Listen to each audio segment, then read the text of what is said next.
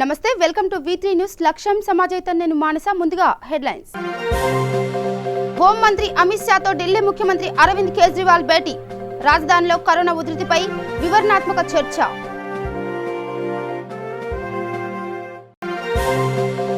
భారత్లో ఆశాజనకంగా corona recovery కేసుల సంఖ్య. తొలిసారి యాక్టివ్ కేసులను దాటేసిన రికవరీ కేసులు. వివరాలను వెల్లడించిన కేంద్ర ఆరోగ్య శాఖ. ఏపీ రాష్ట్ర మంత్రివర్గం భేటీ. 40 అంశాలపై మంత్రివర్గ మండలి కీలక చర్చ.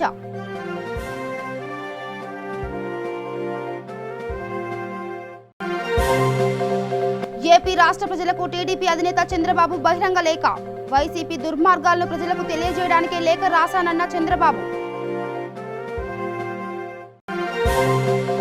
గుంటూరు జిల్లాలో తాడు ముసుగులో గుట్కా తరలింపు. 40 లక్షల విలువ గల నిషేధిత గుట్కా స్వాధీనం.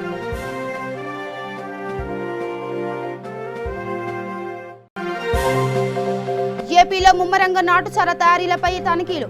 కర్నూలు జిల్లాలో 20 లీటర్ల నాటుసార ధ్వంసం. ఓ మహిళ అరెస్ట్. నల్లమల్లో కొనసాగుతున్న తనిఖీలు. ఇక డీటెయిల్స్కి వెళ్తే, దేశ రాజధానిలో కరోనా వైరస్ పరిస్థితిపై చర్చించడానికి ఢిల్లీ ముఖ్యమంత్రి అరవింద్ కేజ్రీవాల్ కేంద్ర హోంమంత్రి అమిత్ షాతో సమావేశమయ్యారు. కరోనా వైరస్ కు వ్యతిరేకంగా పోరాటంలో షా తనకు అన్ని విధాల సహకారాన్ని ఇస్తానని చెప్పినట్టు కేజ్రీవాల్ తన ట్వీట్లో పేర్కొన్నారు. ఢిల్లీలో కోవిడ్-19 పరిస్థితిపై ఇరువురు నాయకుల మధ్య వివరణాత్మక చర్చ జరిగిందని ఒక అధికారి తెలిపారు. కోవిడ్-19 చికిత్స కోసం ఇతర రాష్ట్రాల ప్రజలు ఢిల్లీకి రావడం ప్రారంభించిన తర్వాత జూలై 31 నాటికి ఢిల్లీకి 1.5 లక్షల పడకలు అవసరమని కేజ్రీవాల్ చెప్పారు. ఇక ఢిల్లీలో 1501 తాజా కోవిడ్-19 కేసులు నమోదయ్యాయి. ఈ సంఖ్య 33,000కు చేరుకుంది. ఈ వ్యాధి కారణంగా మరణించిన వారి సంఖ్య 984కు చేరుకుంది. భారత్లో కరోనా కేసులు పెరుగుతూనే ఉన్నాయి. గడిచిన వారం రోజులుగా దేశంలో నిత్యం 9,000కు పైగా పాజిటివ్ కేసులు బయటపడుతున్నాయి. ఇలా వారం రోజుల్లోనే దేశంలో 69,068 కేసులు, 1930 కోవిడ్ మరణాలు నమోదయ్యాయి. జూన్ 3వ తేదీన దేశంలో కరోనా బాధితుల సంఖ్య 2,07,000కు దాటింది. అదే జూన్ 10 నాటికి ఈ సంఖ్య 2,76,000కు చేరింది. అంతేకాకుండా కోవిడ్ సోకిన వారిలో ప్రతిరోజు 200కు పైగా బాధితులు ప్రాణాలు కోల్పోతున్నారు. ఇలా గడిచిన వారంలో 1930 మంది ఈ మహమ్మారి బారిన పడి మృత్యువాత పడ్డారు. ఇప్పటికే ప్రపంచంలో కరోనా వైరస్ కేసులు అత్యధికంగా నమోదవుతున్న దేశాల్లో భారత్ 5వ స్థానంలో ఉండగా మరణాల్లో మాత్రం 12వ స్థానంలో కొనసాగుతుంది. అయితే తొలిసారి పాజిటివ్ కేసుల కన్నా కోలుకున్న వారి సంఖ్య ఎక్కువగా ఉంది. కేంద్ర గణాంకాల ప్రకారం ఇప్పటి వరకు వైరస్ బారిన పడిన వారిలో 50% వరకు కోలుకున్నారు. భారత్ రికవరీ రేట్లో మెరుగ్గా ఉంది. ఇది శుభ పరిణామంగా వైద్యులు చెబుతున్నారు. Johnson and Johnson company corona virus vaccine ready చేస్తుంది. జూలై 15 నుంచి మనుషులపై ట్రయల్స్ నిర్వహించడానికి ప్రణాళికలు వేస్తుంది. వాస్తవానికి అనుకున్న దానికంటే 2 నెలల ముందే మనుషులపై ప్రయోగాలకు సిద్ధమైనట్లు ఆ సంస్థ తెలిపింది. ఇప్పటికే అమెరికా కంపెనీతో ఆ సంస్థ ఒప్పందం చేసుకుంది. 2021 పూర్తయ్యే నాటికి 100 కోట్ల వ్యాక్సిన్లు ఉత్పత్తి చేయడానికి అంగీకారం కుదుర్చుకుంది. వ్యాక్సిన్ను 18 ఏళ్ల నుంచి 55 సంవత్సరాలలోపు ఉన్న 1,045 మంది పూర్తి ఆరోగ్యంతో ఉన్న వారి మీద మాత్రమే ప్రయోగించనున్నారు. అంతేకాకుండా 65 సంవత్సరాలు అంతకంటే ఎక్కువ వయసు ఉన్న వారిని కూడా పరీక్షించనున్నట్లు తెలుస్తుంది. అమెరికాతో పాటు బెల్జియంలో కూడా ఈ టెస్టులను నిర్వహిస్తారు. వారిలో రోగనిరోధక శక్తి పెరిగిందా, తగ్గిందా, అది ఎంత శాతం ఉందనే అంశాలను పరిశీలిస్తారు. క్లినికల్ అభివృద్ధిని వేగంగా చేస్తున్నామని సైంటిఫిక్ ఆఫీసర్ పాల్ తెలిపారు.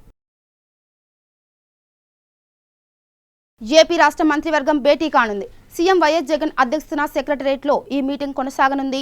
అసెంబ్లీ సమావేశాల నిర్వహణతో పాటు మద్యం, ఇసుక అక్రమాల నియంత్రణకు కొత్తగా ఏర్పాటు చేసిన స్పెషల్ ఎన్ఫోర్స్మెంట్ బ్యూరో, నూతనంగా ఏర్పాటు చేసిన విలేజ్ క్లినిక్లతో పాటు మొత్తం 40 అంశాలపై మంత్రివర్గ మండలి చర్చించి ఆమోదముద్ర వేయనుంది. అలాగే నూతన పారిశ్రామిక విధానానికి కూడా కేబినెట్ ఆమోదం తెలిపే అవకాశం ఉంది. 45 నుండి 60 ఏళ్ల వయసు కలిగిన బీసీ, ఎస్సీ, ఎస్టీ, మైనార్టీ మహిళలకు 75,000 ఆర్థిక సహాయం అందించే వైఎస్ఆర్ చేయుత పథకానికి ఆమోదం తెలిపే అవకాశం ఉంది. అదేవిధంగా చిరు వ్యాపారుల ప్రభుత్వ సహాయం పథకంపై చర్చించనున్నారు. రాష్ట్రంలో తెలుగు అకాడమీ ఏర్పాటుపై కేబినెట్ కీలక నిర్ణయం తీసుకోనుంది. ఏపీ రాష్ట్ర ప్రజలకు టీడీపీ అధినేత మాజీ ముఖ్యమంత్రి చంద్రబాబు నాయుడు బహిరంగ లేఖ రాశారు. ఏడాదిగా రాష్ట్రంలో పరిణామాలు ఆందోళనకరంగా ఉన్నాయన్నారు. పాలకుల చేతగానితనం, అవినీతి, కక్ష సాధింపుతో రాష్ట్రానికి తీవ్ర నష్టం కలిగిందని చెప్పారు. టీడీపీ హయాం కన్నా వైసీపీ హయాంలో ఆదాయం అధికంగా ఉందని, అయినా అభివృద్ధి లేదని విమర్శించారు. సంక్షేమాన్ని కుదించారని అన్నారు. అవినీతి, అరాచకాలు పెరిగిపోయాయని మండిపడ్డారు. వైసీపీ దుర్మార్గాలతో రాష్ట్రానికి కీడు, ప్రజలకు చేటు కలుగుతుందని, వాటిని తెలియజేసేందుకు ఈ బహిరంగ లేఖ రాస్తున్నట్లు చంద్రబాబు పేర్కొన్నారు. గుంటూరు జిల్లా పిడుగురాల పట్టణంలో 40 లక్షల రూపాయలు విలువ చేసే నిషేధిత గుట్కా పట్టుబడింది. గుల్బర్గా నుండి నెల్లూరు వెళ్తున్న లారీలో తాడు ముసుగులో గుట్కాలను తరలిస్తున్నారన్న సమాచారం మేరకు సిఐ ప్రభాకర్ రావు బృందం తనిఖీలు చేపట్టారు. ఈ దాడుల్లో భాగంగా పిడుగురాల పట్టణ పరిధిలో 300 బస్తాల లారీని అదుపులోకి తీసుకున్నారు. ఈ సందర్భంగా సిఐ మాట్లాడుతూ గుట్కా అక్రమ రవాణాపై పోలీసు వారి నిఘా నిరంతరం ఉంటుందని, పట్టణ పరిధిలో గుట్కా వ్యాపారం చేస్తే ఎంతటి వారైనా కఠిన చర్యలు తప్పవని హెచ్చరించారు. ఐచర్ వెహికల్లో ఫీడింగ్తో పాటుగా క్యారీ చేస్తున్నటువంటి పాన్ మసాలాతో పాటు టొబాకోని పట్టుకోవడం జరిగింది. దీని కాస్ట్ ఒక్కొక్క చిన్న శాచెట్ వచ్చేసి ఈ 2 కాంబినేషన్లో కలిపి యూజ్ చేస్తారు.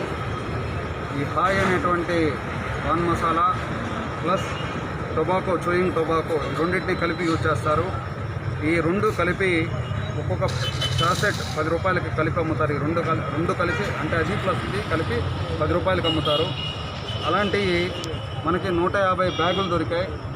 150 బ్యాగుల్లో ఒక్కొక్క బ్యాగులో 60 ప్యాకెట్లు ఉంటాయి. దాదాపుగా 60 ప్యాకెట్లలో ఒక్కొక్క ప్యాకెట్లో మనకి శాచెట్స్ వచ్చేసి 35 శాచెట్స్ ఉంటాయి. సో టోటల్ వర్త్ చూసుకుంటే మనకి దాదాపుగా 30 లక్షల దాకా దీని వర్త్ ఉంటుంది. మార్కెట్ రేటు 30 లక్షల దాకా ఉంటుంది. ఇది ఎక్కడి నుంచి ఎక్కడికి వెళ్తుంది, ఏం జరుగుతుంది, ఎవరికి వెళ్తుంది అనేటువంటిది ఇన్వెస్టిగేషన్లో తేలాల్సింది. సో దాన్ని ఇన్వెస్టిగేషన్లో మేము తెలుసుకుంటాము. ఇప్పటి వరకు డ్రైవర్ని అదుపులోకి. కర్నూలు జిల్లా శ్రీశైలం పరిధిలోని సున్నిపెంటలో అడిషనల్ ఎస్పీ ఆధ్వర్యంలో నాటుసారా అమ్మకందారులు మరియు తయారీ కేంద్రాలపై ఎన్ఫోర్స్మెంట్ బృందం దాడులు నిర్వహించారు. ఈ తనిఖీల్లో 20 లీటర్లకు పైగా నాటుసారా స్వాధీనం చేసుకుని ఒక మహిళను అదుపులోకి తీసుకున్నారు. గౌరవనీయులు జిల్లా ఎస్పీ గారి ఆదేశాల మేరకు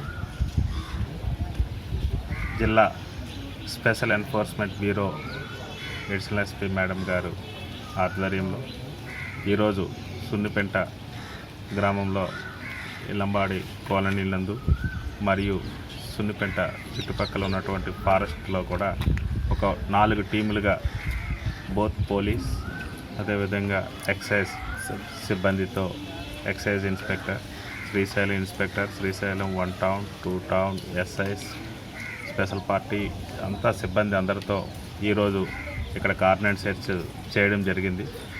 అనుమానితుల హౌసెస్ అన్నీ కూడా చెక్ చేయడం జరిగింది. కొద్ది మొత్తంలో ఈ బెల్లము ఓట మరియు యొక్క నాటుసారా దొరకడం జరిగింది. సో కంటిన్యూగా రైడ్స్ అనేటువంటివి చేస్తున్నాము. నిన్న కూడా ఒక 20 లీటర్స్ ఇదే కాలనీ నుంచి దొరకడం జరిగింది. అదేవిధంగా ఫారెస్ట్లోకి వెళ్ళారు, ఇంకా ఆపరేషన్ జరుగుతుంది.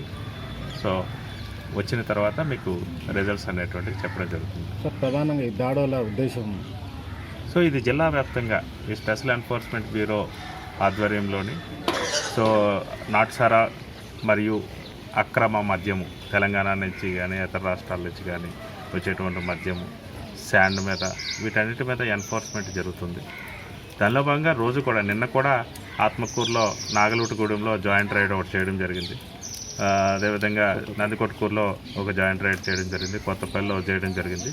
సో శ్రీశైలంలో కూడా ఈరోజు ఈ కార్నర్ సెర్చ్ ఆపరేషన్లో అడిషనల్ ఎస్పీ మేడం గారు కూడా పార్టిసిపేట్ చేయడం జరిగింది. కంటిన్యూ చేస్తాం. ఎవరైనా అదుపులో తీసుకున్నారు సార్? ఒక లేడీ ఎవరో అమ్ముతూ వాళ్ళ ఇంట్లో దొరికితే సారా ఆమెని తరలించడం జరిగింది. సో ఇక్కడ కేసులు నమోదు చేసుకున్నాం. కేసు ఏమైనా నమోదు చేస్తాం. సెక్షన్స్ ఏమైనా ప్రొహిబిషన్ యాక్ట్ కింద కేసు నమోదు చేస్తాం. ప్రజలకు ఏం చెప్పదలుచుకున్నారు సార్? ప్రధానంగా ఈ నాటుసారా విషయంలో ఎవరైతే అది తయారీదారులు కానీ ఆ తయారీ వాళ్ళకి ప్రోత్సహించిన వాళ్ళు కానీ ఆ తయారీకి సంబంధించినటువంటి మెటీరియల్ సప్లై చేసేటువంటి వాళ్ళ మీద కూడా పూర్తి స్థాయిలో మనము ఈ police department, excise department workout చేస్తుంది. ముందుగా అనుమానితులు వాళ్ళందరినీ కూడా ఒక లిస్ట్ అవుట్ చేసాము. హ్యాబిచువల్ అఫెండర్స్ అలవాటు పడినటువంటి ఎవరైతే నేరస్తులు ఉంటారో వాళ్ళ మీద సస్పెక్ట్ షీట్లు కూడా ఓపెన్ చేస్తున్నాము. వాళ్ళందరినీ కూడా తహసీల్దార్ దగ్గర ఒక 50,000 రూపాయలు విలువైనటువంటి బాండ్తో వాళ్ళు బైండ్ ఓవర్ చేయడం జరుగుతుంది. ఆత్మకూరులోనైతే 1,00,000 రూపాయలకు కూడా చేసి ఆ బాండు ఒకసారి ఎగ్జిక్యూట్ చేసిన తర్వాత మళ్ళా నేరంలో పాల్గొన్నట్లయితే ఆ బాండ్ ఫోర్ఫీచర్ చేయడము, ఆ డబ్బులు కట్టకపోయినట్లయితే మండల ఎగ్జిక్యూటివ్ మేజిస్ట్రేట్ గారు వాళ్ళని అగైన్ రిమాండ్ కూడా జైలు కూడా పంపడం జరుగుతుంది. సో కంప్లీట్గా ఎంతమంది మొత్తము ఈ పాత నేరస్తులు ఉన్నారు వాళ్ళందరి లిస్టు, వాళ్ళ బైండ్ ఓవర్, వాళ్ళ యొక్క సస్పెక్టెడ్స్, వారి మీద పూర్తి స్థాయిలో వాచ్ అనేటువంటిది పెట్టడం జరుగుతుంది. ఈ రైలు కంటిన్యూ జరుగుతాయి. సో అక్రమ మద్యం అంటే ఎక్కడైనా తయారు చేస్తున్నారని తెలిస్తే మీకు సమాచారం ఇవ్వడానికి ఎటువంటి చర్యలు తీసుకున్నారు? సో ఎస్సీబీ వాళ్ళు ఒక టోల్ ఫ్రీ నెంబరు ఇవ్వడం జరిగింది. అదేవిధంగా లోకల్ పోలీస్కి 100 నెంబరు లేదా ఎస్ఐ, సిఐ, ఎక్సైసిఐ, డిఎస్పీ ఎవరి నెంబర్కైనా తెలియజేయచ్చు. కర్నూలు జిల్లా కలెక్టరేట్ కాన్ఫరెన్స్ హాల్లో సిమెంట్ యాజమాన్య ప్రతినిధులతో జిల్లా కలెక్టర్ జి వీరపాండ్యన్ సమీక్ష సమావేశం నిర్వహించారు. అదేవిధంగా వీడియో కాన్ఫరెన్స్ ద్వారా నాడు నేడు కార్యక్రమంపై మండల అధికారులతో సమీక్షించారు.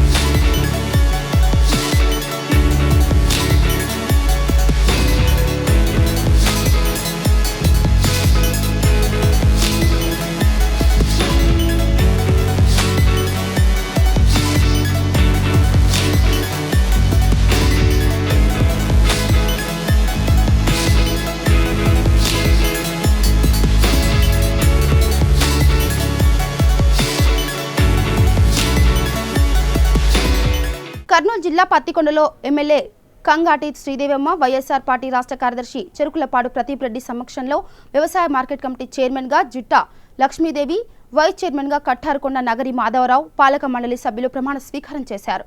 ఈ కార్యక్రమంలో వైసీపీ నేతలు, కార్యకర్తలు, ప్రజాప్రతినిధులు పాల్గొన్నారు.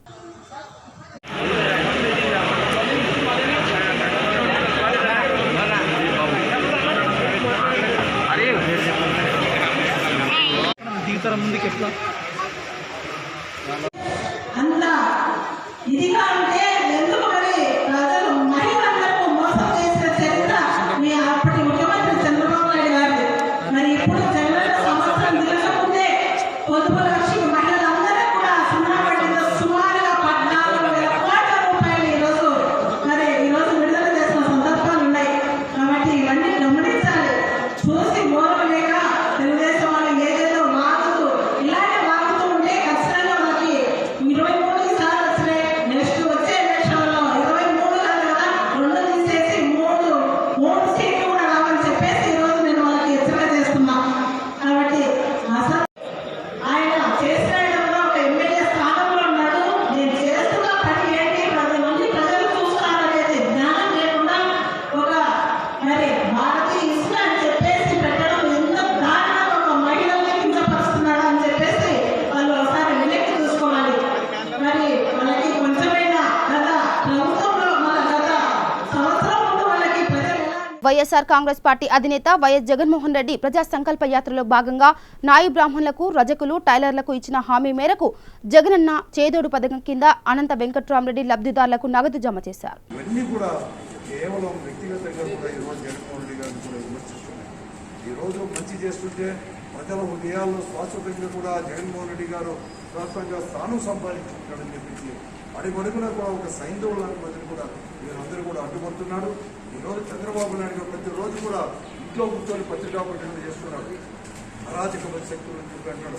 నేను అడుగుతున్నాను ఈరోజు కూడా, ఎవరు ఈరోజు ఈ 5 సంవత్సరాలు కూడా విడిపోయిన రాష్ట్రాన్ని అభివృద్ధి చేస్తామని చెప్పి ప్రజల ఓట్లన్నీ కూడా దండుకొని అధికారం పరిపాలించిన 5 సంవత్సరాల్లో ఎవరు ఈ రాష్ట్రాన్ని దోపిడీ చేశారు, ఎవరు ఎంత అవినీతి ఉండేదో కూడా ఎవరిని అడిగినా కూడా చెప్తారు.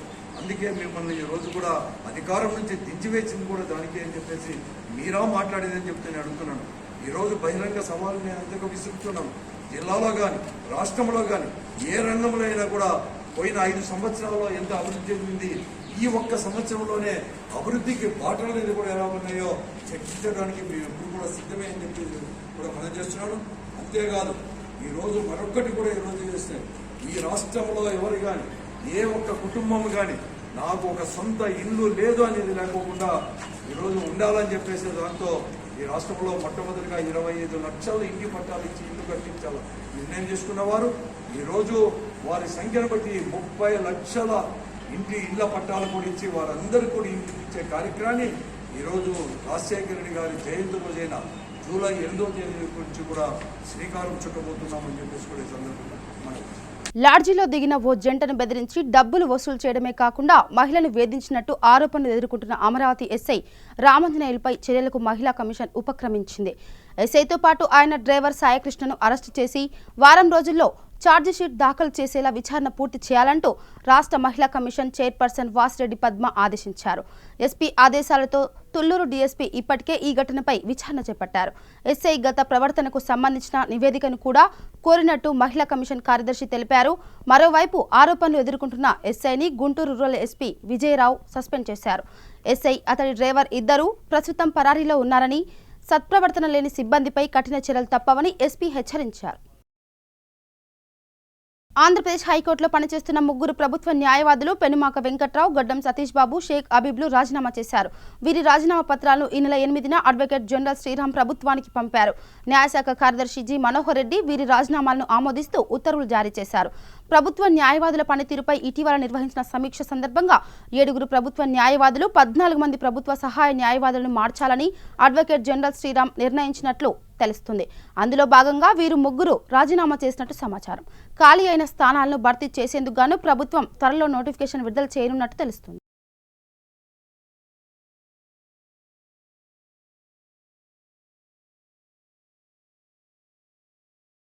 తూర్పు మధ్య బంగాళాఖాతం మీదుగా పశ్చిమ మధ్య బంగాళాఖాతానికి ఆనుకొని అల్పపీడనం కొనసాగుతుందని విశాఖ వాతావరణ కేంద్రం తెలిపింది. పశ్చిమ వాయువ్య దిశగా పయనిస్తూ రేపట్లోగా మరింత అల్పపీడనం బలపడనుందని పేర్కొంది. అల్పపీడనం ప్రభావంతో మరింత చురుగ్గా నైరుతి రుతుపవనాలు కదులుతున్నాయి. రెండింటి ప్రభావంతో కోస్తాంధ్రలో విస్తారంగా వర్షాలు, ఉత్తర కోస్తాలో కొన్ని చోట్ల నుంచి భారీ నుంచి అతి భారీ వర్షాలు కురుస్తాయని తెలిపింది. తీరం వెంబడి గంటకు 40 నుండి 50 కిలోమీటర్ల వేగంతో బలమైన ఈదురుగాలు వీస్తాయని పేర్కొంది. గురు శుక్రవారాల్లో మత్స్యకారులు వేటకు వెళ్లొద్దని వాతావరణ శాఖ అధికారులు హెచ్చరించారు.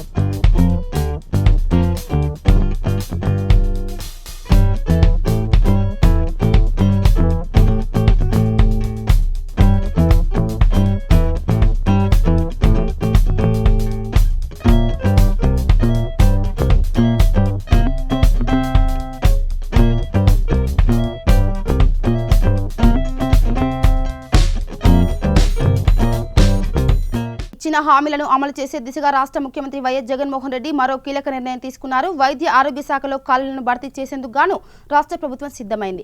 ఈ మేరకు రాష్ట్రంలో భారీగా ఉద్యోగాల భర్తీకి అనుమతిస్తూ వైద్య ఆరోగ్య శాఖ ఉత్తర్వులు జారీ చేసింది. డిఎంఈ, వైద్య విధాన పరిషత్, కుటుంబ సంక్షేమ శాఖ పరిధిలో 5,701 పోస్టులు, అలాగే 804 అసిస్టెంట్ ప్రొఫెసర్, సివిల్ అసిస్టెంట్ సర్జన్లు, డెంటల్ అసిస్టెంట్ సర్జన్ పోస్టుల భర్తీకి అనుమతినిచ్చింది. మరో 2,186 స్టాఫ్ నర్సులు, ఫార్మసిస్ట్, ల్యాబ్ టెక్నీషియన్స్ పోస్టుల భర్తీకి గ్రీన్ సిగ్నల్ ఇచ్చింది. వీటితో పాటు వివిధ కేటగిరీల్లో 1,021 పోస్టుల భర్తీకి అనుమతిస్తూ ఉత్తర్వులు జారీ చేసింది. కరోనా క్లిష్ట సమయంలో ఉద్యోగాల భర్తీకి ప్రభుత్వం చర్యలు తీసుకోవడంతో నిరుద్యోగులు ఆనందం వ్యక్తం చేస్తున్నారు.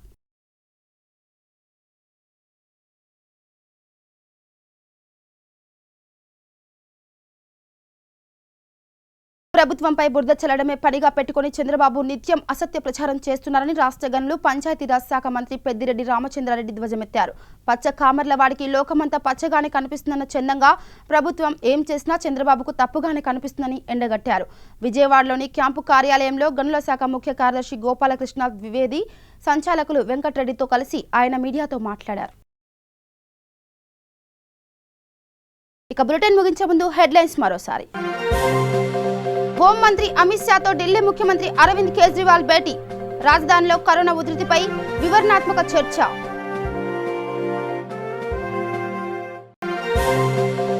భారత్లో ఆశాజనకంగా కరోనా రికవరీ కేసుల సంఖ్య.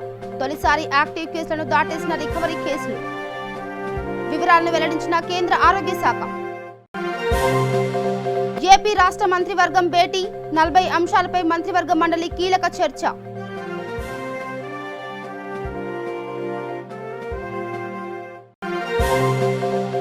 ఏపీ రాష్ట్ర ప్రజలకు టీడీపీ అధినేత చంద్రబాబు బహిరంగ లేఖ. వైసీపీ దుర్మార్గాలను ప్రజలకు తెలియజేయడానికే లేఖ రాశానన్న చంద్రబాబు.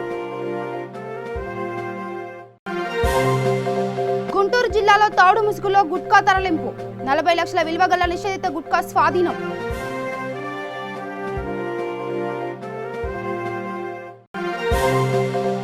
ఏపీలో ముమ్మరంగ నాటుసార తయారీలపై తనిఖీలు. కర్నూలు జిల్లాలో 20 లీటర్ల నాటుసార ధ్వంసం. ఓ మహిళ అరెస్ట్. నల్లమల్లో కొనసాగుతున్న తనిఖీలు. ఇవి బులెటిన్ అప్డేట్స్. చూస్తుండండి V3 news. లక్ష్యం సమాజైతే. నమస్కారం.